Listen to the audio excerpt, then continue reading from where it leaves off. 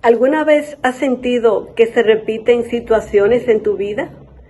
¿Que tiene una tristeza que no puedes explicar? ¿O no sabe por qué explosiona de esa manera? Es posible que haya en tu sistema familiar traumas que se han transmitido de generación en generación. Hola, generación Baby Boomers, B-Boomers G. Te invito a que me acompañe en este viaje, en la lectura de este libro, Este dolor no es mío, de Mark Olin. Este libro trata de las historias familiares, de lo que ocurre en nuestro sistema y que puede repercutir en nosotros sin nosotros saberlo. Te invito a que me acompañes en este camino, que como dice Lao Tse, un viaje de 1000 millas comienza con el primer paso. Vamos a iniciar leyendo la introducción donde el propio autor nos cuenta su historia. Este dolor no es mío. Introducción. Quien mira afuera, sueña. Quien mira adentro, despierta. Carl Jung. El lenguaje secreto del miedo. Este libro ha sido fruto de una misión que me ha llevado a dar la vuelta al mundo. Me ha hecho volver a mis raíces y me ha conducido a una carrera profesional que no podía haberme figurado siquiera cuando emprendí este viaje. He pasado más de 20 años trabajando con personas que padecían depresión, ansiedad, enfermedades crónicas, fobias, pensamientos obsesivos, trastornos de estrés postraumático y otras dolencias debilitantes. Muchas de ellas acudían a mí después de someterse durante años enteros a psicoterapia, medicaciones y otros tratamientos que no les habían develado la causa de sus síntomas ni le habían aliviado sus padecimientos. Lo que he aprendido a la luz de mi propia experiencia, de mi formación y de mi práctica clínica es que la respuesta puede no encontrarse en nuestra propia historia personal, sino más bien en la de nuestros padres y abuelos o incluso en la de nuestros bisabuelos. Las últimas investigaciones científicas de las que ya se están haciendo eco los medios de comunicación generales también nos confirman que los efectos de los traumas pueden transmitirse de una generación a la siguiente. Este legado es el llamado trauma familiar heredado, y cada vez existen más pruebas de que se trata de un fenómeno muy real. El dolor no siempre se disuelve solo ni se reduce con el tiempo. Aunque la persona que sufrió el trauma primitivo haya muerto y aunque su historia haya quedado sumergida en años de silencio, pueden perdurar fragmentos de las vivencias, de los recuerdos y de las sensaciones corporales, como si quisieran prolongar su existencia desde el pasado hasta resolverse en las mentes y en los cuerpos de los que vivimos en el presente. Lo que vas a leer en las páginas siguientes es la síntesis de las observaciones empíricas que he realizado en mi práctica profesional como director del Instituto de Constelaciones Familiares de San Francisco, junto con los últimos descubrimientos de la neurociencia, la epigenética y la ciencia del lenguaje. También reflejo en este libro mi formación profesional con el célebre psicoterapeuta Bert Hellinger, en cuyo planteamiento de la terapia familiar se manifiestan los efectos psicológicos y físicos de los traumas familiares heredados a lo largo de las múltiples generaciones. Quiero hacer constar aquí que Bert Hellinger, el fundador de las constelaciones familiares, basa toda su teoría en unas leyes que él llamó los órdenes del amor, que de eso lo vamos a ir viendo más adelante. Él dice que cuando las leyes del amor se violan, entonces se ocasionan enredos familiares que viajan por el sistema familiar. Una buena parte del libro está dedicada a enseñar el modo de identificar las pautas familiares heredadas, es decir, los miedos, los sentimientos y las conductas que hemos adoptado sin saberlo y que mantienen vivo de generación en generación el ciclo de sufrimiento, y a explicar también cómo poner fin a este ciclo, que es lo que más esencial en este trabajo me lleva a hacerlo. Podrás aprender, como aprendí yo, que muchas de las pautas no son nuestras, solo las hemos tomado prestadas a otros miembros de nuestra familia. ¿Por qué sucede esto? Yo creo firmemente que es para que se pueda salir a la luz por fin una historia que se pueda contar. Y yo voy a contar la mía.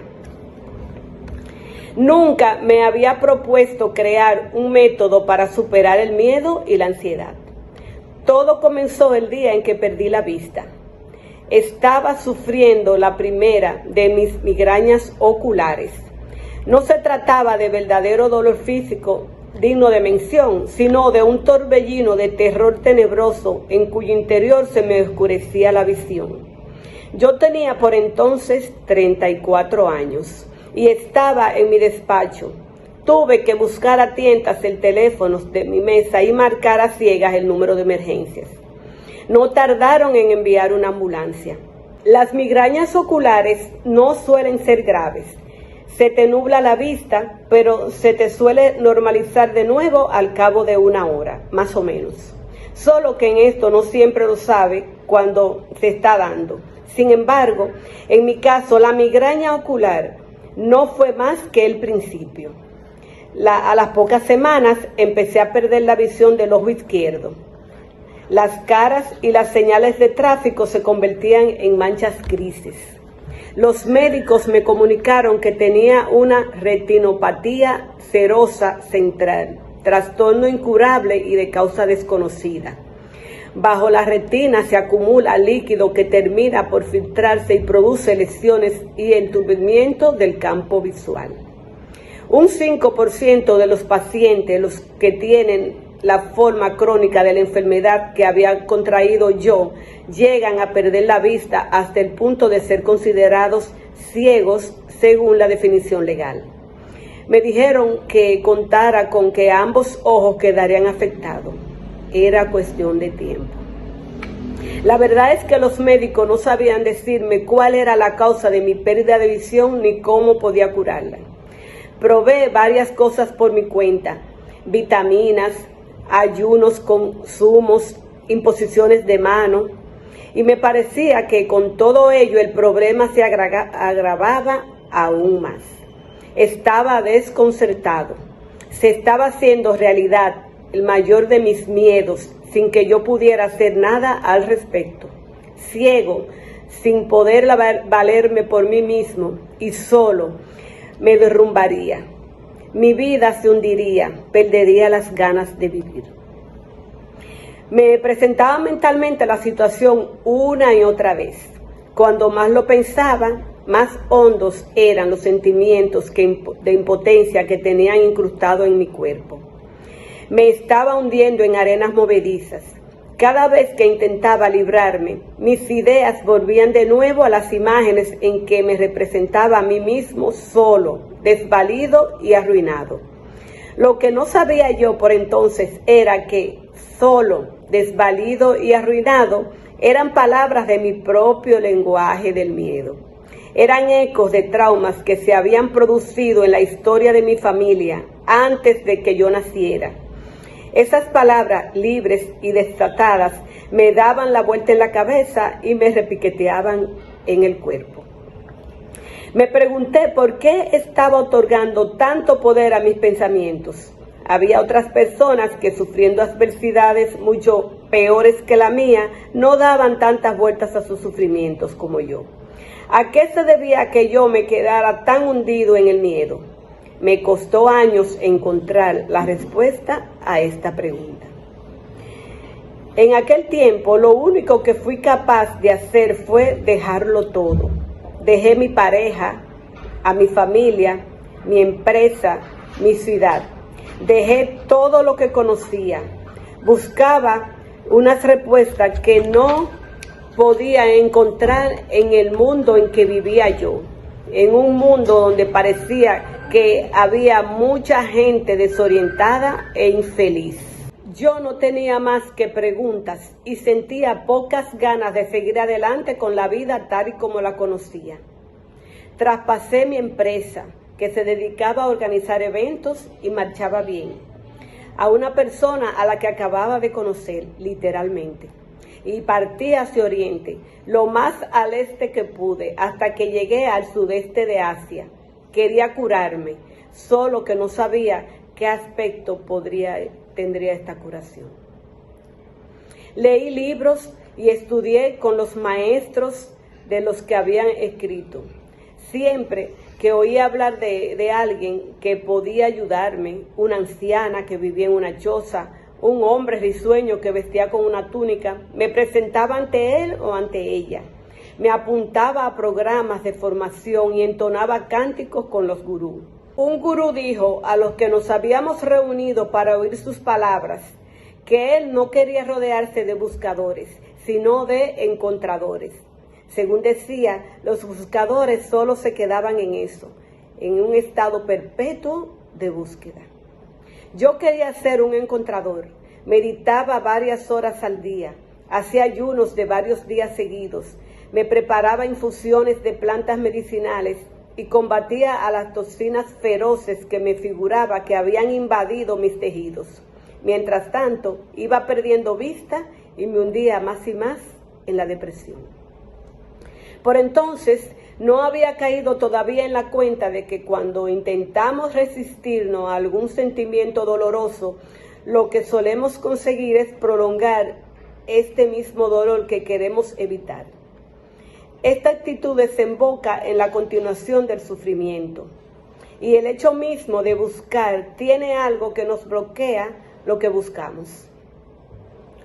Estar mirando siempre fuera de nosotros mismos puede impedirnos saber cuándo hemos dado con el objetivo.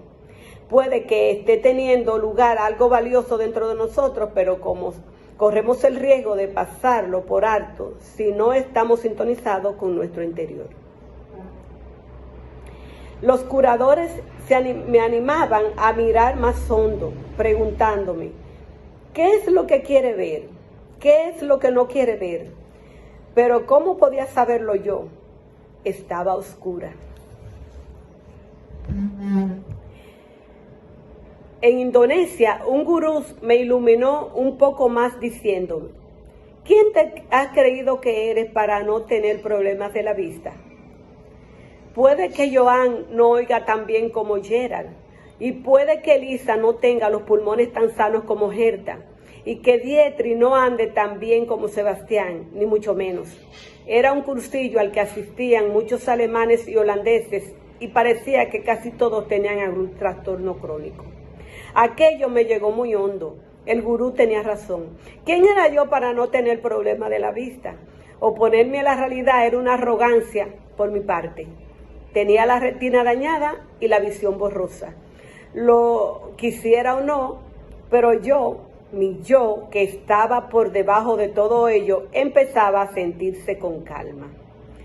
Con independencia de lo que hiciera mi ojo, ya no tenía para qué ser el factor decisivo que determinaba cómo estaba yo.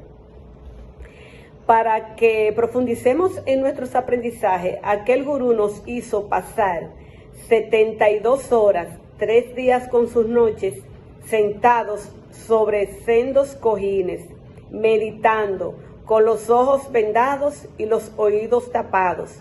Cada día nos daban un cuerno pequeño con arroz para comer y solo agua para beber.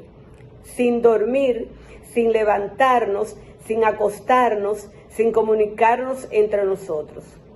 Para ir al baño tenía que levantar la mano y entonces te acompañaban a oscuras a un agujero en el suelo. Esta locura tenía como objetivo eso mismo, que llegásemos a conocer de primera mano la mente a base de la observación. Descubrí que mi mente me estaba acosando constantemente con ideas en las que me representaba el peor de los casos posibles y con la mentira de que si me preocupaba lo suficiente podría aislarme de aquello mismo que yo temía. Después de esta experiencia y de otras semejantes, empezó a aclarárseme un poco la visión interior. No obstante, el ojo seguía igual, con filtraciones y lesiones. Tener un trastorno de la vista es como una gran metáfora a muchos niveles. Acabé por descubrir que no se trata tanto de una cuestión de lo que podía o no podía ver, sino más bien de cómo veía las cosas. Pero no fue entonces cuando di el giro radical. Encontré por fin lo que buscaba en el tercer año de la ahora llamada mi búsqueda de la visión. Por entonces estaba haciendo muchas meditaciones. La depresión se me había aliviado bastante. Podía pasar muchas horas en silencio, a solas con mi respiración o con mis sensaciones corporales. Aquello era lo más fácil. Un día me puse a la cola para tener un satsang, una reunión personal con el maestro espiritual. Pasé varias horas esperando, vestido con la túnica blanca que llevábamos todos los del templo. Me tocó por fin. Esperaba que el maestro me felicitara por mi dedicación, pero supo mirar dentro de mí y vio lo que yo no veía y me dijo: vuelve a tu casa y llama a tu madre y a tu padre. ¿Qué? Me quedé indignado, el cuerpo me temblaba de ira. Estaba claro que me había interpretado mal. Yo no necesitaba ya a mis padres, había madurado más que ellos. Había renunciado a ellos hacía mucho tiempo. Los había cambiado por otros padres mejores, los padres espirituales, por todos los maestros y gurús y sabios y sabias que me guiaban hacia el despertar de mi nivel superior. Más aún, tenía encima varios años de terapias desacertadas, de dar puñetazos a almohadones y de hacer trizas, cartulinas con las figuras de mis padres, y creía que ya había curado mi relación con ellos. Opté por hacer caso omiso de los consejos del gurú. A pesar de ello, esas palabras me habían calado hondamente. No era capaz de quitarme de la cabeza lo que me había dicho el gurú. Estaba empezando a entender por fin que ninguna experiencia cae en caso roto. Todo lo que nos sucede tiene su valor, con independencia de que reconozcamos o no a primera vista su importancia. Todo lo que entra en nuestras vidas nos conduce hacia alguna parte en última instancia. No obstante, yo estaba decidido a mantener intacta la ilusión de quién era yo. Lo único que tenía a lo que me podía aferrar eran mis grandes dotes de meditador. De modo que solicité una reunión con otro maestro espiritual, con un maestro que pondría las cosas en su sitio. Eso creía yo firmemente. Aquel hombre infundía su amor celestial a centenares de personas cada día. Y no me cabía duda de que venía a mí la persona profundamente espiritual que yo me imaginaba ser. Otra vez tuve que hacer cola un día entero para verme con él. Me llegó el turno por fin y entonces sucedió aquello. Lo mismo con las mismas palabras. Llama a tus padres, vuelve a tu casa y haz la paz con ellos. Esta vez entendí a lo que me decían. Los grandes maestros saben. A los que son verdaderamente grandes no le importa si crees o no en sus enseñanzas. Te presentan una verdad y te dejan en paz, para que descubra a sola tu propia verdad. Adam Honey ha descrito así la diferencia entre gurú y maestro en su libro A través de las puertas de los niños. El gurú se nos entrega y nos entrega después su sistema. El maestro nos entrega su materia y después nos entrega a nosotros mismos. Los grandes maestros comprenden que nuestro origen afecta nuestro destino y que lo que queda por resolver de nuestro pasado influye sobre nuestro presente. Saben que nuestros padres tienen importancia, con independencia de si saben ser buenos padres o no. Es innegable, la historia de nuestra familia es nuestra historia, reside en nosotros, nos guste o no. No podemos deshacernos de nuestros padres ni suprimirlos, sea cual sea la historia que tengamos con ellos. Ellos están en nosotros y nosotros formamos parte de ellos, aunque ni siquiera hayamos llegado a conocerlos. Si los rechazamos, solo conseguimos distanciarnos más de nosotros mismos y crear más sufrimientos. Aquellos dos maestros habían sido capaces de verlo, yo no. Mi ceguera era literal y metafórica al mismo tiempo. Ahora empezaba a despertar, sobre todo al hecho de que había dejado en mi casa un lío enorme. Llevaba años juzgando a mis padres con severidad. Me figuraba que yo estaba más capacitado, que era mucho más sensible y humano que ellos. Les culpaba de todas las cosas que yo creía que estaban mal en mi vida. Ahora tenía que volver con ellos para reponer lo que me faltaba en mi propio ser, a saber, mi vulnerabilidad. Estaba empezando a darme cuenta de que mi capacidad de recibir amor de los demás estaba asociada a mi capacidad de recibir el amor de mi madre. Con todo, no iba a resultar fácil aceptar su amor. Mi vínculo con mi madre estaba tan roto que cuando ella me abrazaba, me sentía como si hubiera caído en una trampa de osos. El cuerpo se me tensaba como para crear un caparazón que ella no fuera capaz de atravesar. Esta herida afectaba a todos los aspectos de mi vida y sobre todo a mi capacidad para mantenerme abierto en una relación de pareja. Mi madre y yo podíamos pasarnos meses enteros sin hablarnos.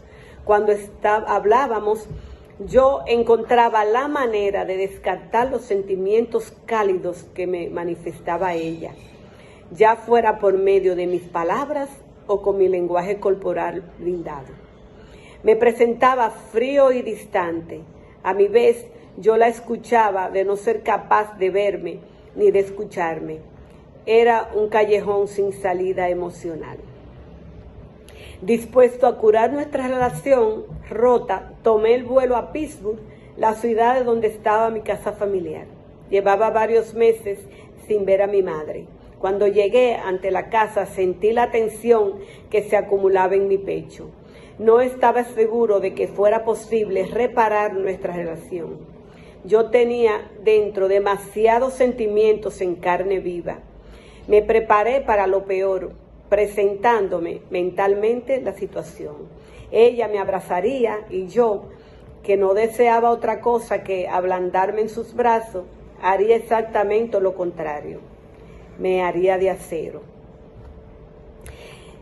Y aquello fue lo que pasó. Envuelto en un abrazo que me resultaba casi insoportable, apenas era capaz de respirar. Sin embargo, le pedí que siguiera abrazándome. Quería aprender a conocer por dentro y por fuera la resistencia de mi cuerpo, dónde me tensaba, qué sensaciones me surgían, cómo me cerraba.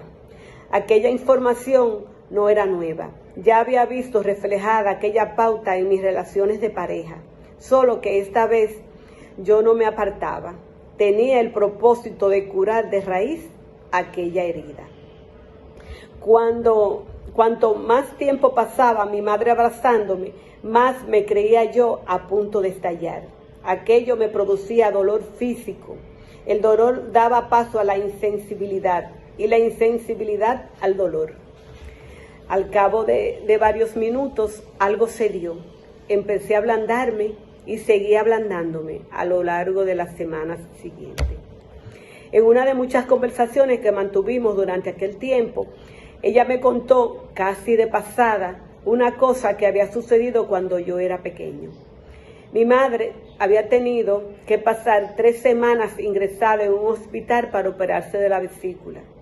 Sabiendo esto, empecé a unir las piezas de lo que pasaba dentro de mí. En algún momento dado, antes de que yo tuviera 2 años, tenía esa edad cuando me separaron de mi madre, se había arraigado dentro de mi cuerpo una tensión inconsciente. Cuando mi madre volvió a casa, yo había dejado de tener confianza en su cariño. Ya no era vulnerable a ella. En vez de ello, la aparté de mí y seguiría haciendo lo mismo durante los 30 años siguientes. Hubo otro hecho temprano que también pudo contribuir al miedo que yo tenía a que mi vida se arruinara pronto. Mi madre me dijo que cuando me dio a luz, el parto era difícil y el médico había tenido que emplear el forceps. A consecuencia de ello, nací con múltiples mayugaduras y con el cráneo algo hundido, cosa bastante común en los partos con forceps. Mi madre me desveló, con pesar de su parte, que cuando vio mi aspecto, al principio le costaba trabajo hasta tenerme en brazos. Su relato me llegó hondo y me ayudó a explicarme ese sentimiento de estar arruinado que yo tenía tan profundamente. Lo curioso era que los recuerdos traumáticos de mi propio nacimiento que tenía sumergido en el cuerpo salían a la superficie siempre que yo daba a luz un proyecto nuevo o que presentaba en público un nuevo trabajo. El mero hecho de entender esto me aportó paz. También tuvo el efecto inesperado de acercarnos más a mi madre y a mí. Mientras reparaba el vínculo con mi madre, empecé a reconstruir también mi relación con mi padre. Mi padre había trabajado en la construcción y había sido sargento de la Marina. Vivía solo en un apartamento pequeño y destartalado, el mismo el que llevaba viviendo desde que se divorció de mi madre cuando yo tenía 13 años. Y no se había molestado nunca en reformarlo. Como siempre, había herramientas viejas, tuercas, tornillos, clavos, tirados por todos lados. Cuando estábamos juntos en aquel mar de hierro y acero oxidados, le dije que le echaba mucho de menos. Fue como si las palabras se evaporaran en el vacío. Él no supo qué hacer con ellas. Yo había anhelado desde siempre estrechar mi relación con mi padre, pero ni él ni yo habíamos sabido hacerlo. Sin embargo, aquella vez seguimos hablando. Le dije que le quería y que había sido un padre bueno. Le conté los recuerdos que tenía de las cosas que había hecho él conmigo cuando yo era pequeño. Sentía que él escuchaba lo que estaba diciendo, a pesar de que sus actos daban a entender lo contrario. Tuvimos que pasar muchas semanas hablando y compartiendo recuerdos. Una de las veces que estábamos comiendo juntos, me miró firmemente a los ojos y me dijo: "Nunca creí que me quisiera". Me quedé casi sin respiración. Estaba claro que los dos teníamos dentro un gran dolor acumulado. Estaba claro que en aquel momento algo se rompió y se abrió. Eran nuestros corazones. A veces el corazón debe romperse para poder abrirse. Con el tiempo empezamos a expresarnos nuestro amor mutuo. Yo veía ya los frutos de haber confiado en las palabras de los maestros y de haber regresado a mi casa para curarme con mis padres. Estaba siendo capaz por primera vez que yo recordara de permitirme a mí mismo recibir amor y cariño de mis padres, no del modo que yo había esperado en otros tiempos, sino del modo en que ellos eran capaces de dármelo. Algo se había abierto dentro de mí. No me importaba cómo podían o no quererme. Lo que importaba era que podía recibir yo de ellos lo que ellos podían darme. Eran los mismos padres de siempre. La diferencia estaba en mí. Volví a quererlos como debía de quererlos cuando era muy pequeño. Antes de que se produjera la ruptura, del vínculo con mi madre.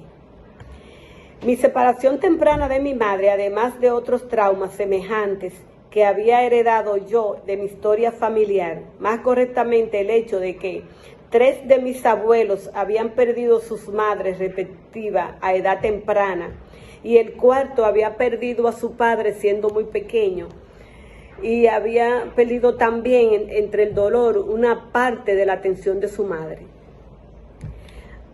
Había contribuido a forjar mi lenguaje secreto del miedo. Por fin, las palabras solo, desvalido y arruinado y los sentimientos que habían acompañado esas palabras empezaban a perder la capacidad de llevarme por el mal camino.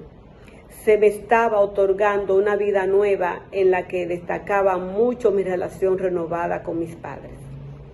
A lo largo de los meses siguientes restablecí un vínculo de cariño con mi madre. Su amor, que antes me había parecido agresivo y áspero, me resultaba ahora tranquilizador y reconfortante. También tuve la fortuna de gozar de 17 años de relación estrecha con mi padre antes de su muerte. Durante sus últimos 4 años de vida, marcados por la demencia senil, mi padre me enseñó una lección sobre la vulnerabilidad y el amor, quizás la más profunda que haya aprendido yo jamás. Nos reunimos en aquel lugar que está más allá de los pensamientos, más allá de la mente, donde solo reside el amor más profundo. Tuve muchos grandes maestros a lo largo de mis viajes, pero volviendo la vista atrás comprendo que fue mi ojo estresado, amenazado, terrorífico, lo que me hizo volver del otro extremo del mundo, volver a mis padres, abrirme paso entre la ciénaga de los traumas familiares y llegar por fin hasta mi propio corazón. Mi ojo fue el maestro más grande de todos. Curarse de un trauma se asemeja en muchos sentidos a crear una poesía. Ambas actividades requieren encontrar el momento oportuno y las palabras y las imágenes adecuadas. Cuando concuerdan todos estos elementos, se pone en marcha una cosa significativa que se puede sentir en el cuerpo. Para curarnos debemos sintonizar con nuestro ritmo. Si llegamos a una imagen con demasiada precipitación, es posible que no se arraigue. Si las palabras que nos consuelan nos llegan demasiado pronto, quizás no estemos preparados para asumirlas. Si las palabras no tienen precisión, quizás no las oigamos o no las sintonicemos con ella para nada. En mi actividad profesional como maestro y orientador de talleres, he combinado las ideas y los métodos que adquirí en mi formación sobre los traumas familiares heredados con mis conocimientos sobre el papel crucial del lenguaje. Llamo a esto el planeamiento del lenguaje nuclear.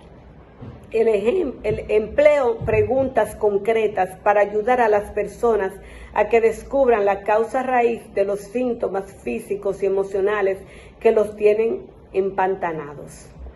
Al descubrir el lenguaje adecuado, no solo queda el descubrimiento del trauma, sino que se develan las herramientas y las imágenes necesarias para la curación. Aplicando este método, he sido testigo de cómo basta una compresión iluminadora que llega a un instante para cambiar las pautas muy arraigadas de depresión, de ansiedad y de vacío. El vehículo que emplearemos para este viaje es el lenguaje enterrado en nuestras inquietudes y nuestros miedos. Es posible que este lenguaje haya vivido dentro de nosotros durante toda nuestra vida. Pudo surgir con nuestros padres o incluso hace más generaciones, por ejemplo, con nuestros bisabuelos. Nuestro lenguaje nuclear se empeña en hacerse oír. Cuando lo seguimos hasta donde nos quiere conducir y escuchamos su relato, tiene el poder de desactivar nuestros miedos más profundos. Es probable que a lo largo de este camino nos encontremos con familiares nuestros. A unos los reconoceremos y a otros no. Algunos habrán muerto hace años, algunos ni siquiera son nuestros parientes, pero que su sufrimiento o crueldad pueden haber cambiado el destino de nuestro sistema familiar. Hasta es posible que develemos alguno que otro secreto oculto en relatos que se habían silenciado desde hacía muchos años. Pero, según me ha mostrado mi experiencia, con independencia de hasta dónde nos lleve esta exploración, llegaremos a un lugar nuevo de nuestras vidas, con una sensación mayor de libertad en nuestro cuerpo y con la capacidad de estar más en paz con nosotros mismos. En este libro me he basado en casos de personas con las que he trabajado en mis talleres, programas de formación y consultas individuales. Los hechos de cada caso son reales, pero he cambiado los nombres y las identidades de las personas para protegerlo. Agradezco de todo corazón a esas personas que me hayan permitido dar a conocer el lenguaje secreto de sus miedos. Les agradezco la confianza que han puesto en mí y que me hayan dejado oír lo esencial, que permanecía oculto tras sus palabras. Hasta aquí la lectura de la introducción del libro Este dolor no es mío. Como se puede dar cuenta, es un libro que nos puede transformar la vida. Si estamos pasando por una situación difícil, por un desafío que no entendemos, en este libro podemos encontrar una respuesta, podemos encontrar un camino para tener una vida en plenitud. Les agradezco infinitamente que me acompañen en este camino de construir una nueva vida, sobre todo mi generación baby boomers, que somos los que estamos llamados en este momento de la vida a dejar un legado a nuestras generaciones siguientes. Estamos en YouTube, ahí pueden escuchar la lectura. Si te resuena y te agradó la lectura, compártela con tu familia, compártela con un amigo que esté pasando por una situación difícil. Suscríbete y dale me gusta. Para un día de esto tempranito vamos a comenzar a leer el capítulo 1, donde se trata de historias de gente que ha podido superar traumas y situaciones difíciles en su vida que no entendían por qué les pasaba. Muchas gracias por su compañía.